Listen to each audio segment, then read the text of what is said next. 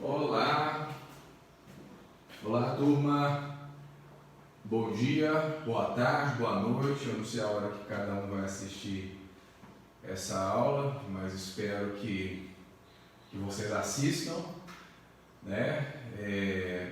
Sabemos que os próximos dias, né, próximas semanas serão incertas. Da semana passada, da nossa última aula para hoje, quarta-feira, dia 25 hoje, né? Muita coisa aconteceu no Brasil, muita coisa, de certa forma, está acontecendo, né? E, enfim, eu queria até fazer um parêntese aí, perdão. Queria fazer um parênteses só para a gente alinhar um pouco o discurso, né, do que está acontecendo no Brasil neste momento. Como vocês sabem, eu lido com empresas, né? A minha empresa, a Formatar, ela trabalha aí com mais de 120, quase 140 empresas ao todo. E realmente nós estamos vivendo um momento de muita incerteza, né? Incerteza de como que vai se posicionar o vírus cada vez mais, né, o avanço da doença, por isso é importante o confinamento, as incertezas financeiras, econômicas, empresariais, né? E então a minha recomendação para todos é que a gente realmente continue tentando o máximo possível seguir o que as recomendações nos pedem para seguir, né? Para a gente tentar o máximo possível voltar à normalidade no menor prazo aí, né, que tem pela frente. Mas de toda forma, de agora até a nossa rotina normal, não sabemos quanto tempo. Então, temos que começar cada vez mais, né, prepararmos para mentalmente, psicologicamente lidarmos bem com esse confinamento, com as tarefas que a gente tem no dia a dia mesmo da casa, junto com os nossos familiares, junto com as pessoas que a gente convive, mas também principalmente em relação à faculdade, porque a vida não para, né? E graças a essa tecnologia, eu, por exemplo, estou trabalhando de 8 a 12 horas por dia, dependendo do dia, né, de forma online, né, na plataforma de Skype, videochamada, WhatsApp, né, ligação. Então isso tudo não me impediu de continuar trabalhando, ajudando as pessoas, né, e da mesma forma estar aqui na faculdade, né? Nós estamos aqui podendo ter essa aula da mesma forma que nós estaríamos dentro de uma sala de aula? Não, né? Por quê? Porque dentro da sala de aula tem a presença, ali tem o calor, né? Mas a aula é a mesma, né?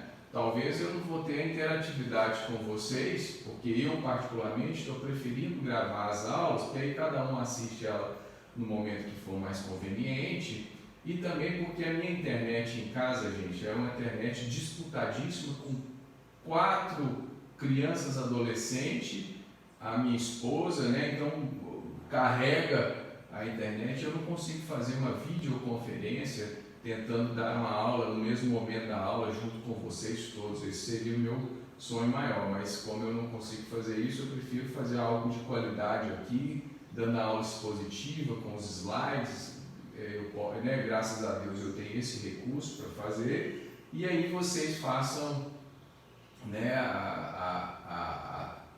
assistam às aulas a hora e no momento que vocês acharem melhor.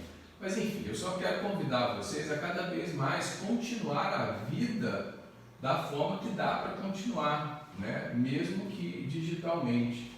Então, quem está podendo continuar trabalhando em casa, home office, continuem, né? Porque a vida não parou.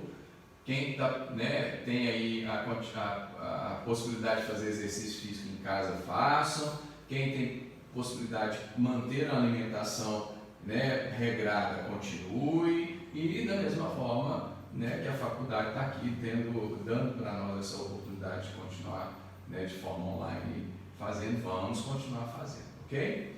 Muito bem, então na semana passada a gente, né, parou aqui exatamente na crise da família nos dias atuais. aonde eu, né, expliquei para vocês, né, comecei exatamente dizendo do significado da crise, e hoje ainda mais a gente está, né, exatamente vivendo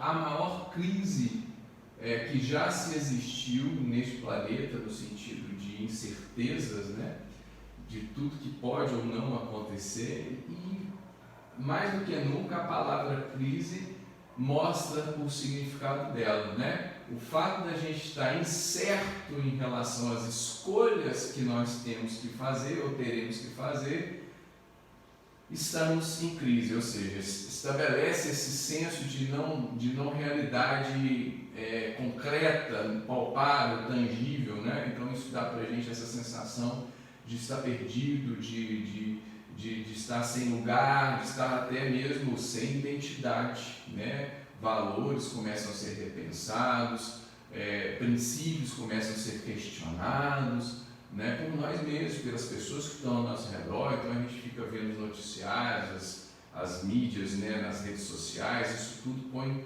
todo mundo para pensar de forma que a gente nunca pensou, né? E aí essa crise se instaura, não só a crise no sentido de pensamentos, mas todas as crises aí, na situação da saúde, sanitariamente falando, crise social que está começando a acontecer, crise financeira está aí, então tudo porque nós não estamos ainda distinguindo o caminho melhor para seguir, né? Enfim, então está aí a crise. E, obviamente, que o melhor lugar para a gente aprender a viver em crise, aprender a escolher, aprender a nos direcionar, é a família, né? A família sempre foi e sempre será o laboratório, né? Um laboratório de relações humanas, no qual a gente testa a nossa capacidade de relacionar no sentido de ser alguém, né, propiciar que alguém esteja também se encarando neste mundo, e obviamente é ali que a gente então vai, né, aprimorar a nossa identidade e também aprimorar os nossos modelos, né, de convivência, para tentar ter uma sociedade de forma mais harmônica, mais saudável, mais vamos falar, coerente com aquilo que nós precisamos enquanto seres humanos neste planeta, ok? Bom, mas vamos lá. Então, está aqui instaurada a crise, e aí a gente vai entender quais foram exatamente as circunstâncias que geraram essa crise ao longo, né, desses últimos, lembram? Lá do desquite, né, mas principalmente do divórcio, eu já falei, né, que o momento do divórcio no Brasil, mas também um momento de revoluções no mundo se coincidem, né? E aí disso tudo, do divórcio para frente no Brasil e de todas as revoluções que aconteceram nas décadas de 60, 70, depois do pós-guerra mundial, né, da Segunda Guerra Mundial, geraram, obviamente, circunstâncias que promoveram e promovem até agora mudanças nessa questão do status familiar, não é? E aí, a primeira delas, vamos lá, reconhecimento do direito das mulheres, né? Olha, gente, o que isso aqui fez com que, de fato, trouxesse muitas mudanças no ambiente familiar. Vocês sabem muito bem, todos nós sabemos, que as mulheres e seus direitos eram completamente privados, né? As mulheres não tinham acesso a infinidade de coisas. E também já disse que a partir do momento que elas passaram a ocupar um lugar no mundo produtivo, no mundo do homem trabalhador, com a Primeira Guerra Mundial, enfatizando ainda mais a Segunda Guerra Mundial, e aí todo o processo de ganhar cada vez mais espaço trouxe para essa mulher todos os direitos que ela foi adquirindo, mas não só direito, passando a ter direito mesmo, igual ao homem, igual a qualquer cidadão comum. E isso tudo trouxe para essa mulher uma independência e um poder vir a ser completamente diferente de toda a história das mulheres na humanidade. E isso é impressionante. A partir do momento que a mulher ela pode escolher entre estar sozinha, entre estar casada, entre estar divorciada, entre ser mãe solteira, entre ser mãe casada com um homem, mas também casar-se com outro homem e também ser mãe, tudo isso, obviamente com preconceitos, mas cada vez mais diminuindo, né? Todas essas infinidades traz então uma infinidade de mudança nas questões familiares, né? Então, essa é uma das coisas. O segundo, perdão, meu passador tá doido aqui, né? Olha o segundo ponto, gente. O homem não tem sozinho a responsabilidade de prover a família, então ele pode amar. Gente, vocês têm noção do que é isso?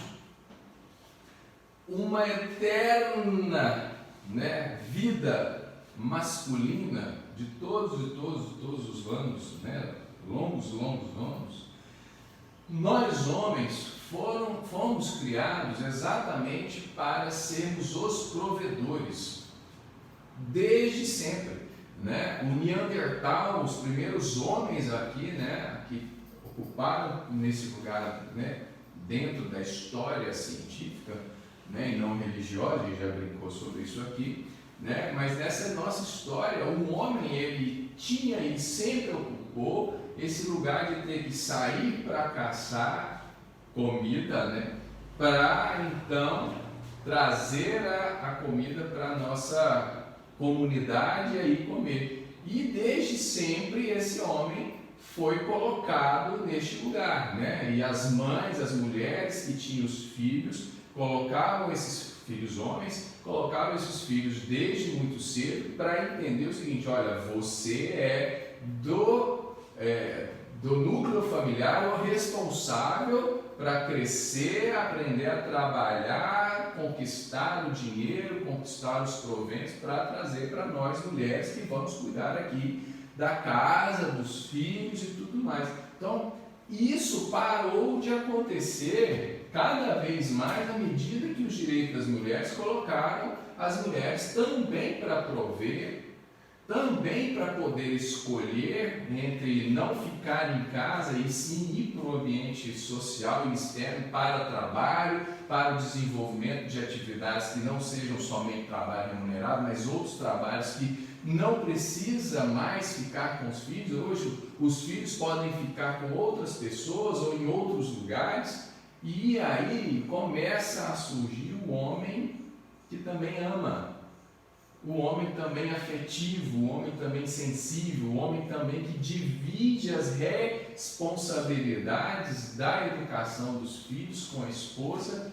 dentro de casa. Hoje vocês têm noção da enorme mudança que isso promoveu nas nossas últimas décadas? Eu sou fruto dessa geração de homem que ama no sentido, eu amo os meus filhos, eu falo isso para eles. Não, meu pai também já falou isso para mim, tá, mas ele não estava ali no dia a dia, eu contribuí com a minha mãe, né? Não sei vocês, mas na minha geração, de fato, o homem era o provedor. Então, dificilmente eu tinha o meu pai ali na cozinha fazendo o almoço, ou fazendo um café da manhã, ou uma janta, ou então ajudando a dar banho, ou então trocando a fralda. Eu não tive esse pai.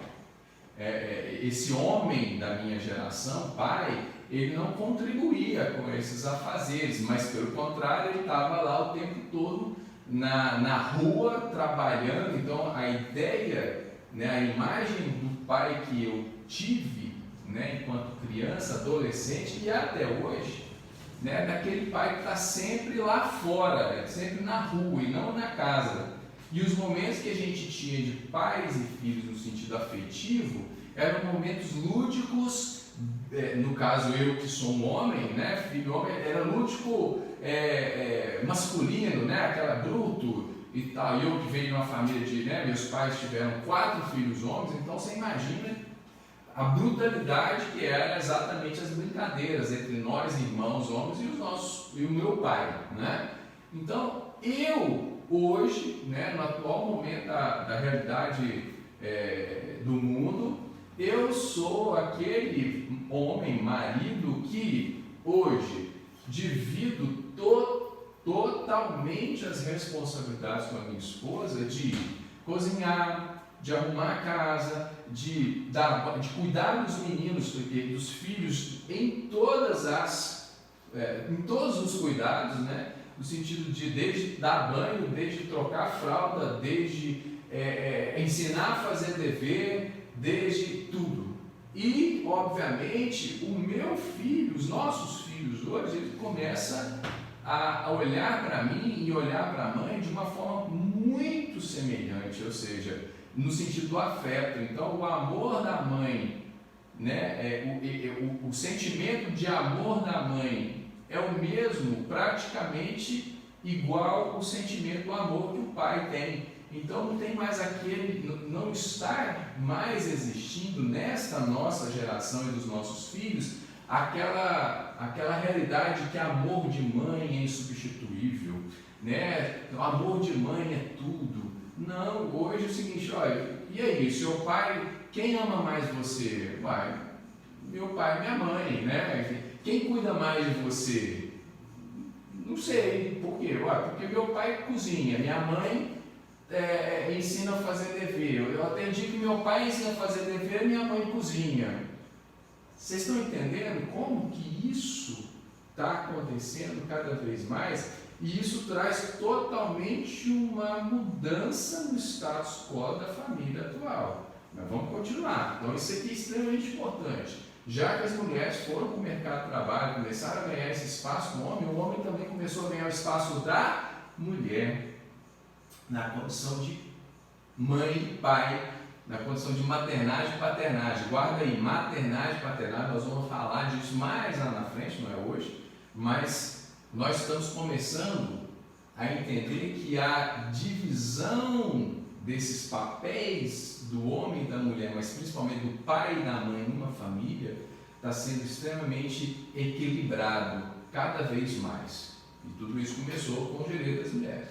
Os filhos, olha só que bacana, os filhos deixaram de ser tratados de acordo com o humor dos pais, tal como se tratava os animais domésticos. Isso aqui é muito sério, gente. Olha, eu fui criado assim, não sei vocês, mas meu pai, dependendo do dia de trabalho que ele tinha, ele chegava em casa e xingava todo mundo. E se você ainda desse bobeira, apanhava. Não porque ele estava ali querendo educar, não, é porque ele estava um puto pra caralho do dia de trabalho dele, com as coisas lá do ambiente. E aí chega em casa e simplesmente pá, não separa, né, as coisas. Da mesma forma as mães, né, que tratavam os filhos, a paulada, a chinelada, a varada de marmelo, cinta, né, eu sinto, com fivela, sem fivela, de todas as formas, de acordo com o humor. Entendendo até mesmo que aquela forma era um processo de educação, porque os pais, meus avós, os nossos avós faziam isso com eles. Mas, claro que eu estou olhando para a luz do projetor, eu lembro de olhar para vocês, eu estou ficando cego aqui. Mas enfim, voltando, os pais tratavam nós, e eu sou dessa geração, de acordo com o humor, igual cachorro. Igual animal doméstico, literalmente. Olha, agora não quero você não, vai, sai daqui, dá licença, vai para lá, não quer sossego. Bom, mudou muito hoje? Mudou demais na conta. Mas ainda temos resquícios desse tratar a criança, né, que ainda está entendendo o mundo, que precisa de muito cuidado e muito zelo. Veja bem, não é proteção e abafamento, não. É preciso de muito cuidado e muito zelo no sentido de educá-los para entender todo esse processo mundial, toda essa coisa que tem a ser aprendido. Ainda tem resquício de hoje eu quero brincar com você. Não, óbvio, porque o meu dia foi estressado. Igual eu, por exemplo, nesses últimos 15 dias eu confesso que eu estou assim, uma pilha. Não olha para mim direito em casa que eu saio chutando. Não chutando literalmente, mas assim que dá licença, não estou com saco, vai ver televisão, vai jogar videogame, vai jogar bola, vai brincar. E Então, hoje eu estou meio mal-humorado por causa de toda a situação que todos nós estamos vivendo, né? E realmente confesso que eu extrapolo, mas não é assim, né? Por mais difícil que tenha sido o meu dia de trabalho, o dia da minha esposa de trabalho, a gente consegue chegar em casa hoje e entender que as crianças não têm nada a ver com aquilo que eu vivi lá fora. Porque ali dentro, naquele núcleo familiar, o modus vivendi é outro do modus vivendi da rua, né? E eu hoje tenho muito mais a preocupação de educar esses filhos para serem pessoas que também serão afetivos, né, no seu futuro, do que o contrário. Não que o meu pai e minha mãe, com toda a agressão, com toda a forma de educar, eles imaginavam que eles estavam ali fazendo isso acontecer para que eu fosse também agressivo, batesse e tal. Não é isso que eu estou querendo dizer. Mas as preocupações, vamos falar assim, as informações educacionais da geração dos nossos pais e nossos avós são completamente diferentes das informações educacionais dessa turma aqui hoje, de nós, estamos aqui, que vocês serão aí também pais, mães, né, se não são já, mas também serão os psicólogos, futuros psicólogos que ajudarão esses pais modernos, mas também os pais anteriores. Então também a gente não pode desconsiderar que o que foi feito pelos nossos avós, os nossos pais, está errado, né? Também não podemos desconsiderar isso, porque era o que eles tinham e entendiam, né? E hoje nós estamos evoluindo e melhorando. Então esse é o nosso desafio, cada vez mais, de interpretar esse mundo e essas mudanças que vieram acontecendo e estão e continuarão acontecendo, para ajudarmos cada vez mais essas pessoas, nós seres humanos, a ser mais assertivos nesses relacionamentos, no sentido de sermos pais, mães, cuidadores de uma família, né? Continuando, vamos lá. Mudança de paradigma da sexualidade humana. Sexo pelo prazer versus sexo pela procriação. É o Luiz que gosta muito de falar procriação, né? E é muito sério isso aqui, gente. A partir do momento que a pílula anticoncepcional, isso é maravilhoso isso, né? Primeiro que já dissemos aqui várias vezes que a religiosidade, principalmente a católica apostólica romana, impunha um modo de viver relacional nos casais, né? Da sociedade de uma forma geral. E uma das máximas, né, da doutrina religiosa é exatamente que nós devemos fazer sexo apenas mente, né? Não existe essa palavra, mas apenas para a procriação. E a partir do momento que o mundo começou a cada vez mais se revolucionar no sentido de ideias, de ideais, e as mulheres ganhando cada vez mais o espaço da autonomia e da individualidade, e ela também passou a poder experimentar o mundo tal como o homem experimentava desde sempre, o sexo pelo prazer passou a ganhar cada vez mais protagonismo nas relações humanas. E isso é extremamente importante, porque à medida que vai caindo os valores religiosos ou os dogmas religiosos e vai prevalecendo aquilo que é mais saudável, no sentido de ser humano, né, que cada um sente que é mais saudável, que é mais prazeroso, que é melhor, que é viável, de acordo com a ciência ganhando campo e entendendo e explicando que a natureza humana tem outras questões mais e não só as questões religiosas. Então o sexo pelo prazer, ele passa a ganhar cada vez mais espaço, autonomia e disseminação. E aí, a partir do momento que eu posso ter um parceiro sexual 2, 3, 4, quantos eu quiser, dentro, lógico, do nosso autocuidado, mas também não, porque aí, né, cada um passou a ter o direito de escolher fazer o que quiser com o próprio corpo, com próprias sensações e tudo. Vocês imaginam o que isso promove nas relações familiares? E aí vem a pílula anticoncepcional, que ainda potencializa isso tudo, porque é a mulher não precisa engravidar, quer dizer, ela pode praticar a relação sexual sem o risco de engravidar. Gente, isso traz então um outro universo de pensamento nas relações humanas, né? Então, mais uma circunstância que gerou grandes mudanças para essa família que nós temos hoje, né?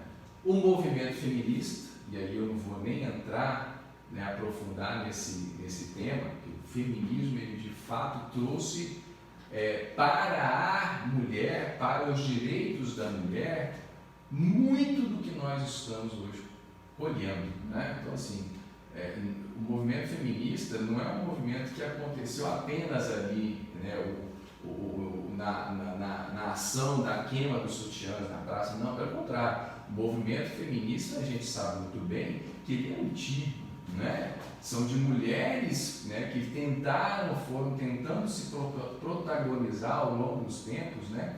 E aí a gente tem personagens femininas fantásticos no sentido de fazer a revolução, a começar por Joana d'Arc, que foi, né, queimada, a Rainha Vitória, que é uma rainha na história da Inglaterra extremamente, né, forte, depois todo o legado das Elizabeths, né?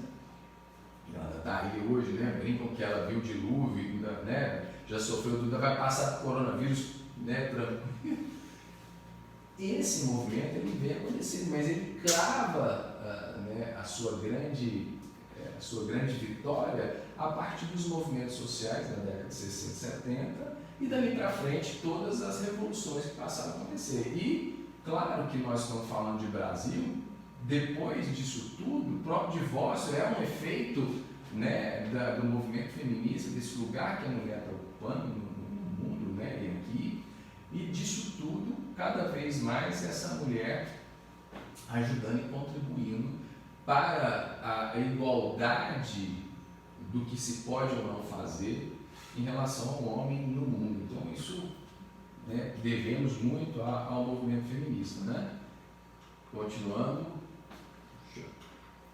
O ECA, Estatuto da Criança e do Adolescente. Gente, o ECA é de 1988. No Brasil, antes do ECA, era uma loucura. Eu, por exemplo, né, eu comecei a trabalhar em 1988, exatamente no ano em que o ECA, porque o ECA ele é junto com a Constituição, né, porque depois da ditadura militar, né, começou-se a escrever refazer a Constituição, né, e ela começou-se em 88, se não me engano, e terminou em 89, ou então foi todo, né, o ano de 88, aí eu também não estou aqui para dar aula de história, e o ECA veio junto, né, da nova Constituição. Mas só que o seguinte, é aquilo que eu já falei também em outras aulas, né? Não significa que eu simplesmente implantei essa regra aqui agora e essa regra passa a funcionar, né, no dia seguinte, todo mundo entendeu e pratica. Não, até que ela vai se incorporando na sociedade, até que ela vai se tornando instituída, né, institucionalizada, melhor dizendo a palavra, demora-se anos. Então, eu em 1988, estava com 8 anos de idade, eu comecei a trabalhar na mercearia, né, de frente à minha casa, sendo remunerado. Não tinha carteira de trabalho assinado, obviamente que não, eu acho que não tinha nem a necessidade disso, de tentar legislar ou legalizar essas coisas, né? Existia sim a legislação do trabalho e tal, para os adultos e adolescentes de determinada idade, mas a criança podia trabalhar, porque naquele momento da vida brasileira e de certa forma mundial, era um valor.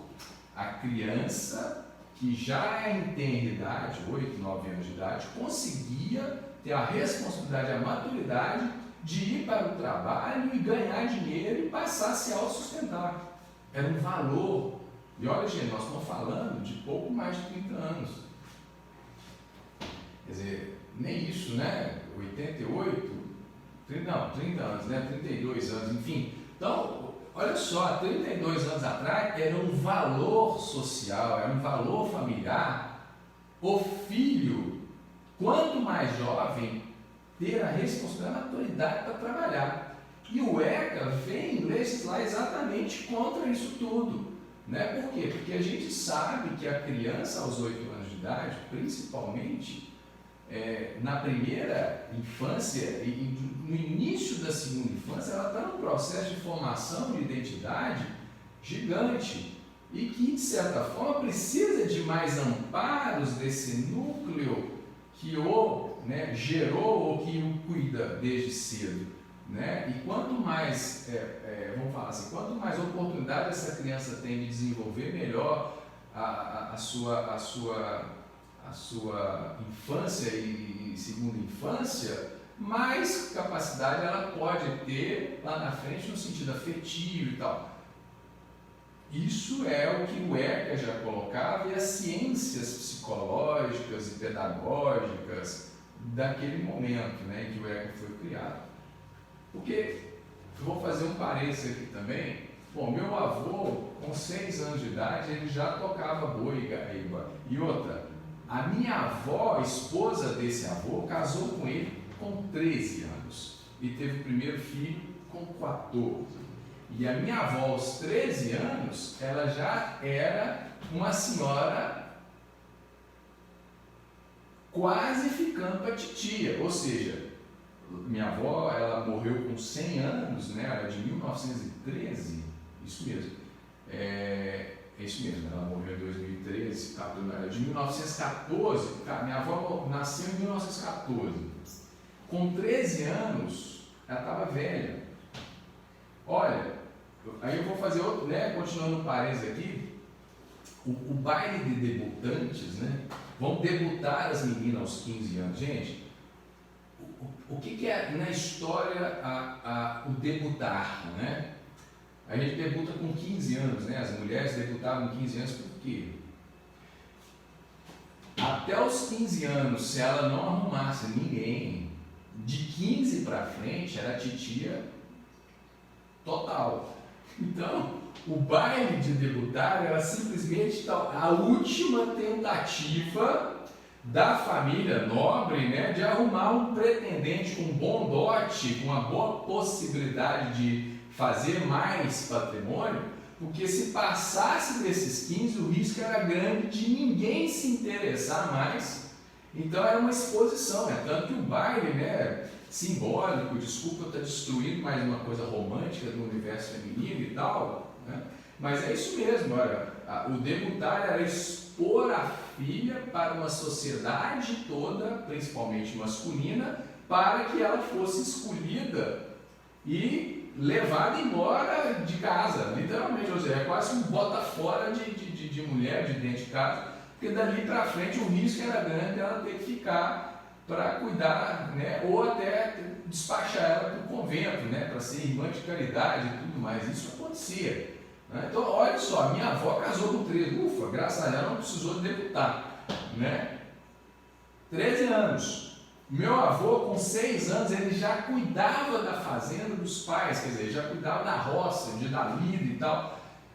Então, não significa que na história da humanidade a gente precisa ou precisou de pegar uma criança e deixar essa criança se tornar adulta e só depois de adulta que ela tem condições de tomar conta da vida própria. Não é isso que aconteceu na história da humanidade. Essa coisa de deixar a criança cada vez mais dentro de casa, cada vez mais nesse universo de cuidado e tal, isso é da metade do século passado para cá. Né? Porque antes disso, realmente as crianças desde cedo, e eu não estou contando que eu com 8 anos de idade, eu já era um trabalhador, gerava receita para mim, obviamente ficava tudo na minha casa, né? Meus pais tomavam conta desse dinheiro e tal, mas é desse sentido. Então, com o ECA, com a criação do ECA e cada vez mais a institucionalização desse ECA, trouxe uma mudança totalmente diferente para os universos familiares brasileiros. É tanto que até hoje a gente ainda escuta que criança tinha que, né, depois desse ECA, atrapalhou tudo, porque antes podia colocar esse menino para trabalhar desde muito cedo, aí ele não dava trabalho, não tinha tanta criminalidade, tem um monte de teoria, que também não é a nossa aula aqui, mas entendem tanto que o ECA hoje trouxe, olha, por exemplo, nós estamos em confinamento, né? e estou lá com quatro crianças dentro de casa, um de 14 anos, um de 10, né, vai fazer 11, a outra de 6 e um de 5, vai fazer 5. Ok, de 5, de 6 tá, mas o de 11 e o de 14, lá atrás, na minha geração, já era um desvalor ver esses meninos dentro de casa, eles não estavam fazendo uns servicinhos, uns bicos, sair para vender picolé, chup-chup, ou então trabalhar de contínuo, né, que é office boy, né, no americano, aqui no Brasil era um contínuo. Era um desvalor isso. Hoje não, hoje é um valor. Eu estou lá tomando cuidado, falei assim, olha, vocês vão estudar até o horário e tal, vocês podem curtir mais a sua infância. Olha como é que mudou o status quo da família no Brasil depois do ECA, né? E, gente, isso aqui é uma maravilha, né?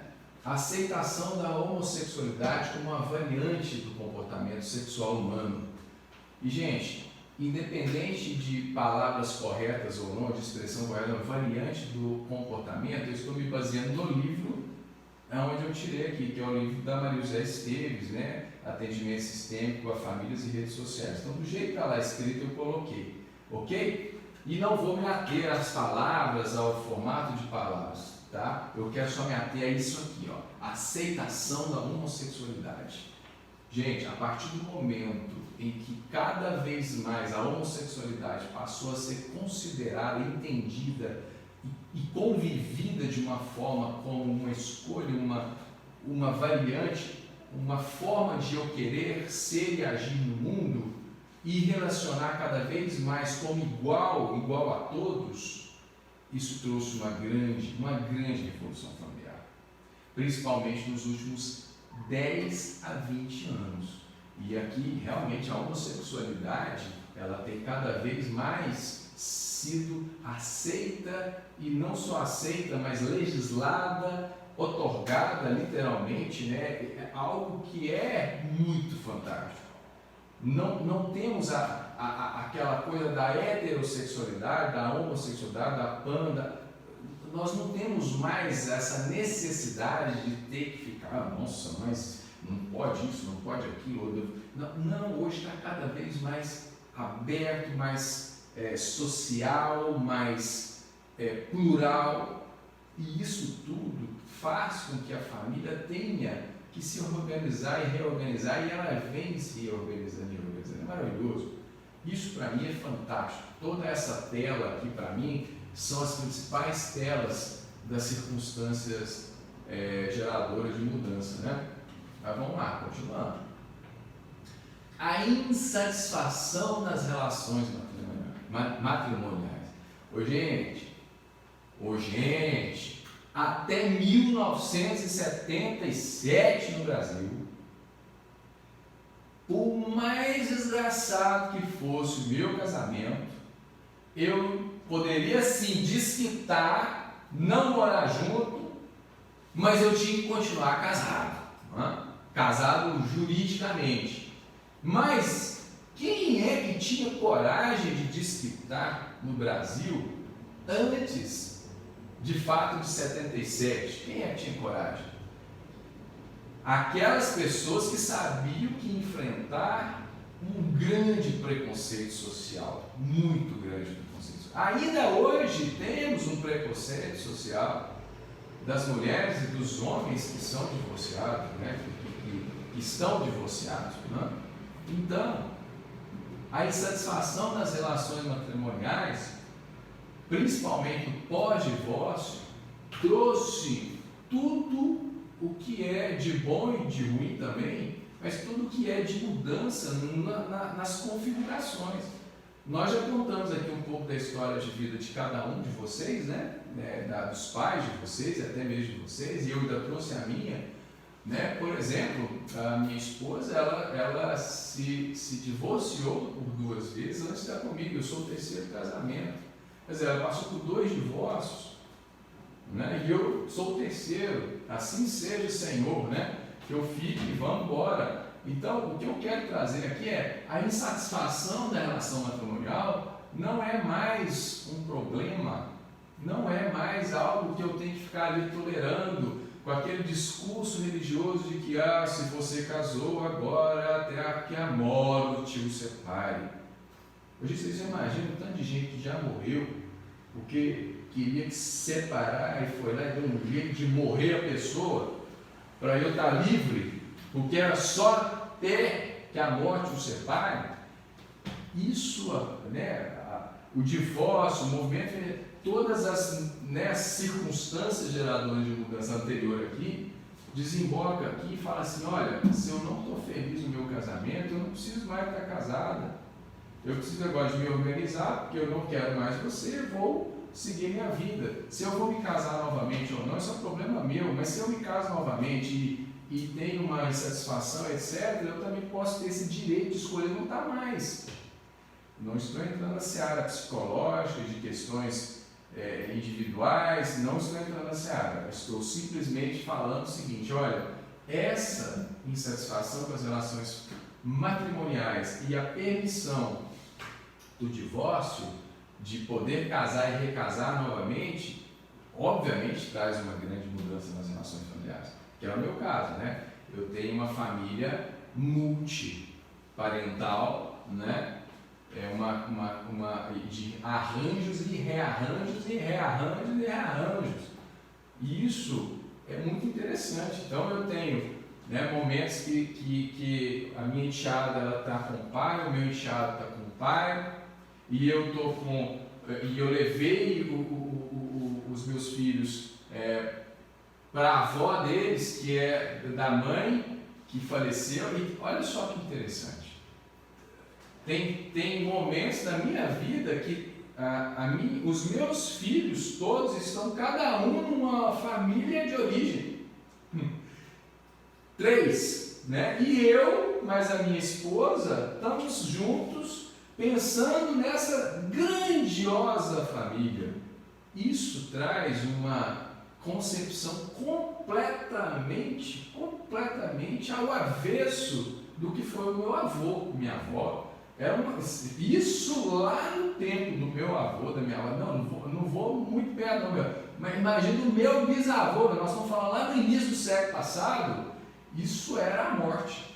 Você está louco, alguém que tivesse essa condição humana naquele momento, e não era só trazendo a ele, de certa forma até um pouco mais estendido, isso era meio inconcebível, né?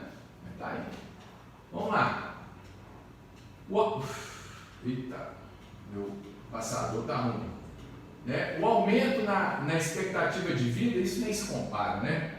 Olha, a média de vida do brasileiro hoje é de aproximadamente 74 a 76 anos de idade. Porque aí tem aquela variação, estatisticamente, mulheres ou homens, mulheres morrem mais cedo e os homens morrem mais tarde, tipo de 1 ano, 2 anos de diferença. Então, entre 74 e 76 anos, essa é a expectativa de vida.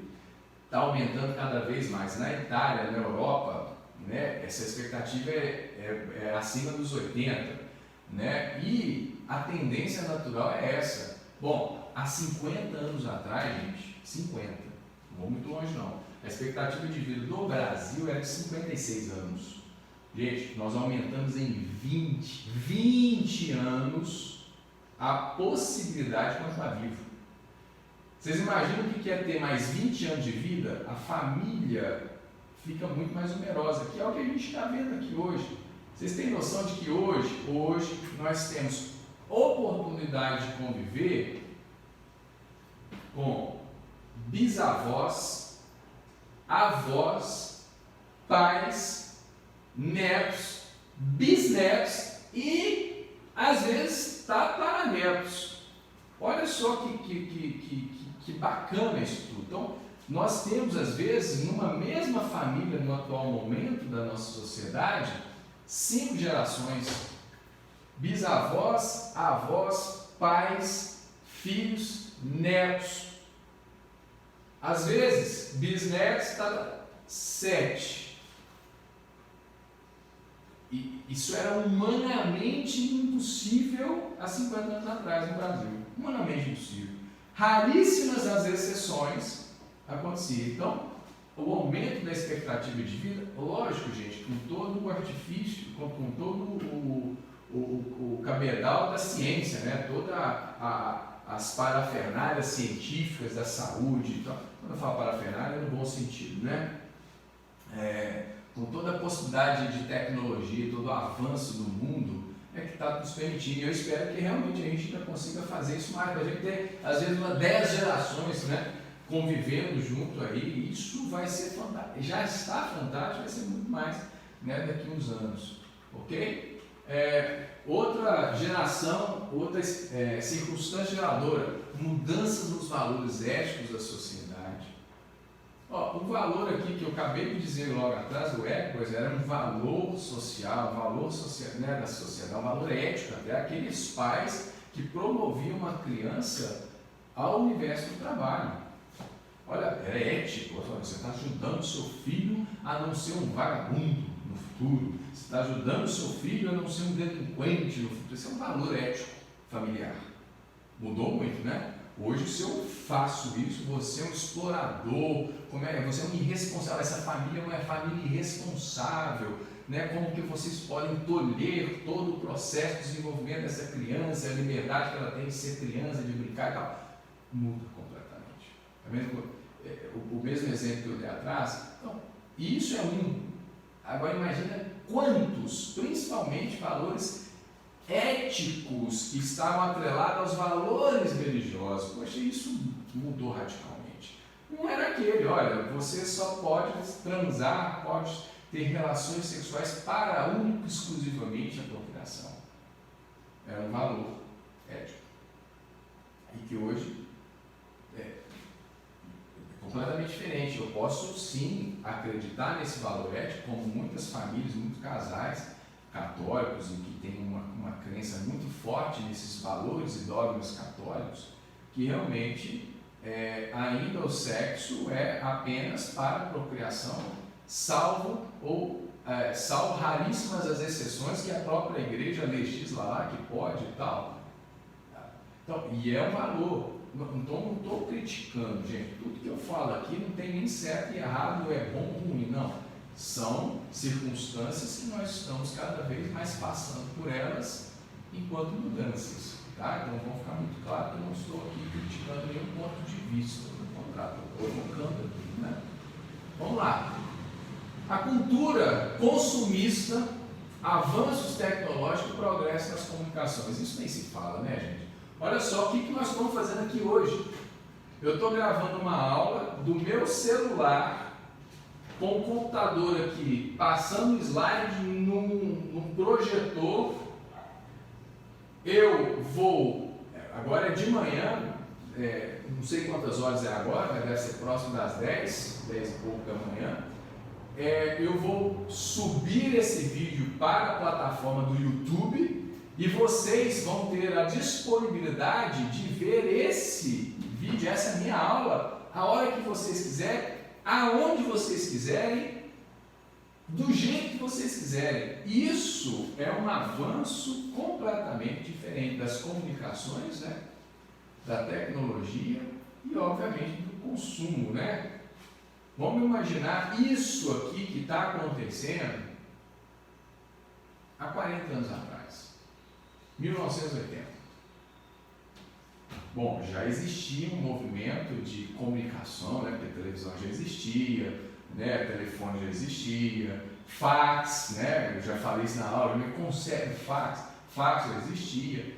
A internet estava nascendo lá nas Forças Armadas Americanas e tudo mais. Então, bom, 40 anos atrás. Só que isso aqui acontecendo online. E outra, eu poderia estar falando aqui ao vivo, né? Porque o YouTube tem. Não estou falando do YouTube, toda a plataforma de rede social hoje tem o live, né? Eu poderia estar dando essa aula ao vivo para vocês, ter chamado, a minha aula será às 10 da manhã e tal, toca o pau, né? Ao vivo.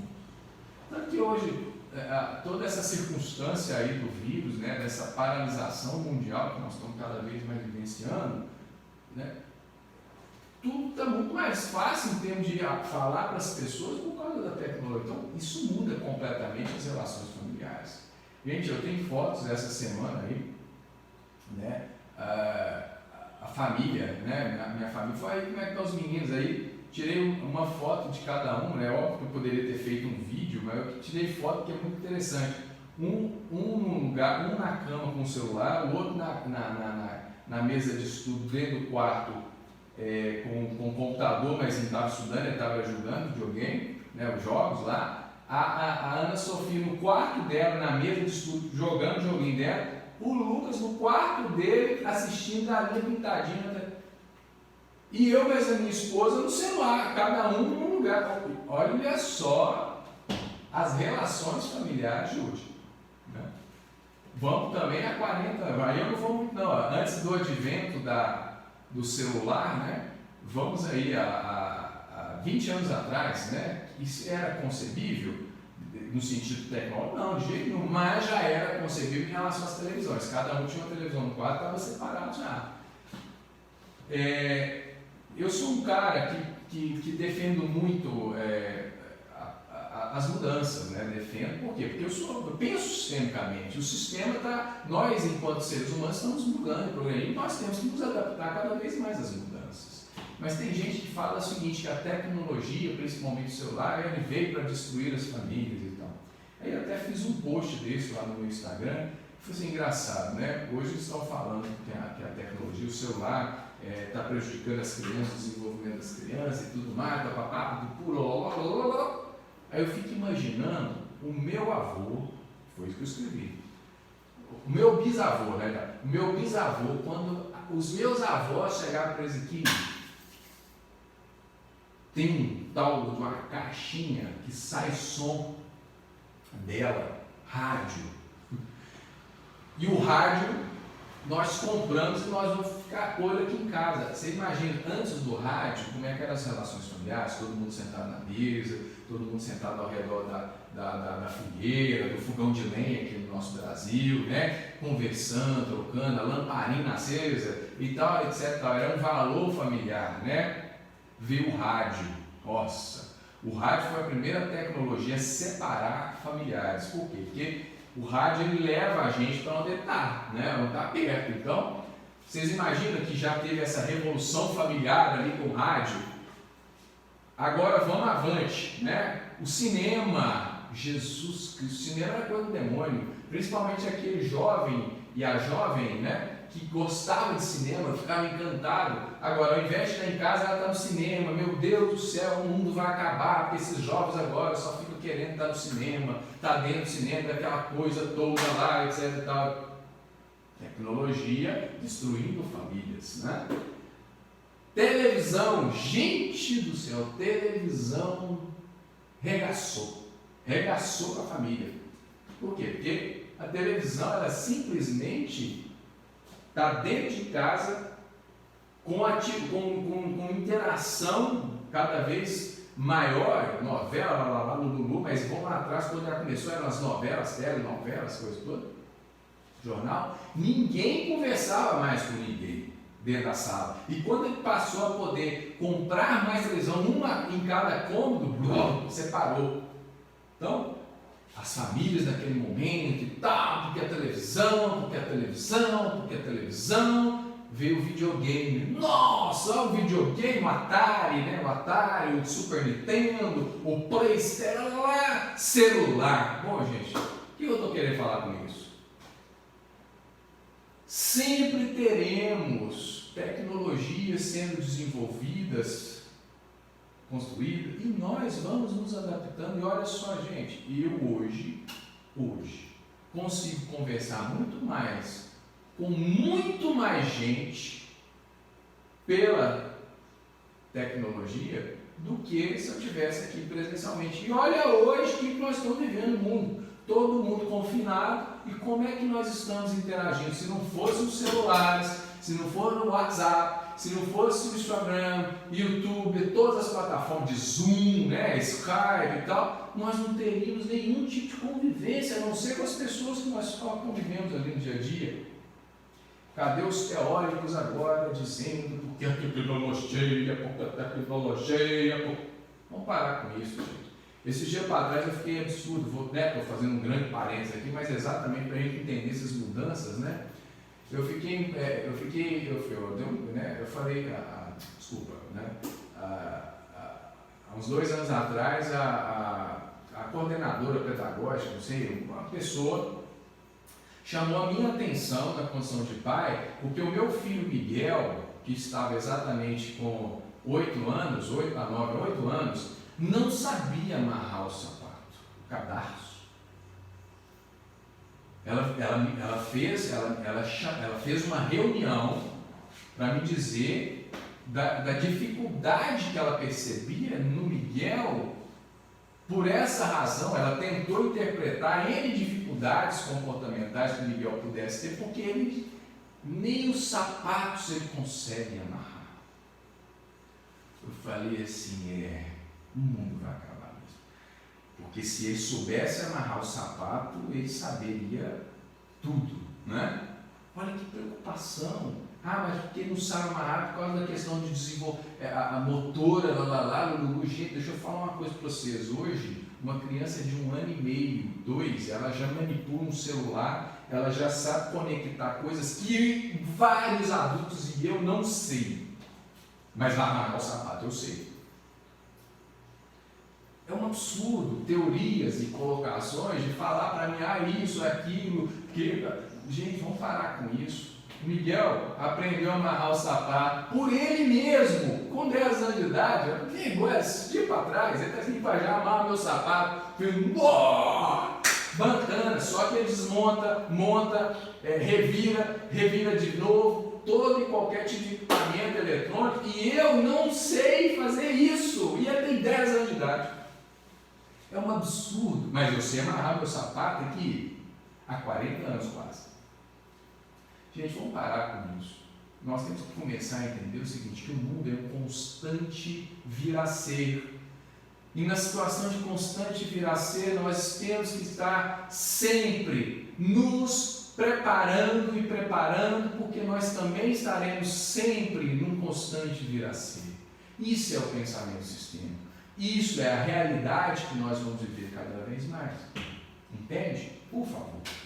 Vamos começar a levar isso um pouco mais a sério, tá bom? Bom, a nossa aula de hoje encerra, porque já na próxima aula a gente já vai para onde?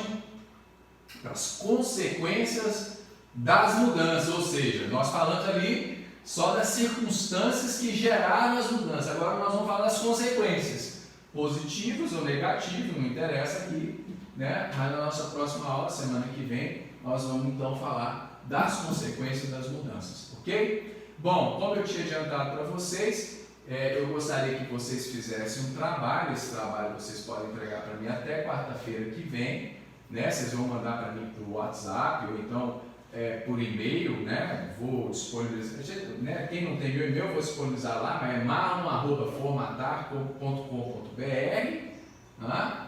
Mas prestem atenção, qual é o trabalho? Eu gostaria que vocês individualmente fizessem um relato histórico da origem familiar sua, né? Se você conseguir, desde os seus avós, bisavós, para mim o mais importante é você fazer o seu relato histórico familiar, ou seja, da onde você veio até onde você está, porque daqui para frente aí nós não estamos aqui mais falando, nós estamos falando da família, né? Da onde você veio até aqui. E é importante que vocês coloquem nesse relato histórias mesmo dessas mudanças, dessas transformações, né, que vieram acontecendo na família de vocês. Quantas folhas, professor? Gente, no máximo 2, por favor, né? Porque professor também é gente, não vou ficar lendo, né? Porque eu leio todos os trabalhos, todos os escritos, e vai ser muito importante para mim ler cada uma das histórias de vocês, né? Então, tentem concentrar, tentem sintetizar a história de vocês em 2 laudos, em 2 folhas, tá? Fiz 3, tem problema? Não, mas, né, tudo que puder estar dentro das 2 folhas, melhor, tá bom? Mas, gente, muito obrigado, boa semana para vocês, espero que isso tudo que está acontecendo no nosso Brasil e no mundo cada vez mais nos ensine muito, mas também que passe rápido para a gente poder conviver novamente em sociedade, presencialmente, relacionalmente falando, e por aí, ok? Muito obrigado pela paciência e audiência de vocês e nos encontramos às 8 da noite, de 8 às 9, para quem quiser tirar dúvida e tudo mais, tá? Já estou disponibilizando isso aí no YouTube, vou, né, mandar o link lá para vocês no grupo e vou também já subir lá para o AVA, lembrando que vocês têm que acessar o AVA lá, né, para fazer as atividades. Tem alunos lá que não fez nenhuma atividade que está proposto para a disciplina, não acessou nenhum dos campos lá. É importante, viu, gente? Façam isso, até por questão de presença. Abraço, até lá.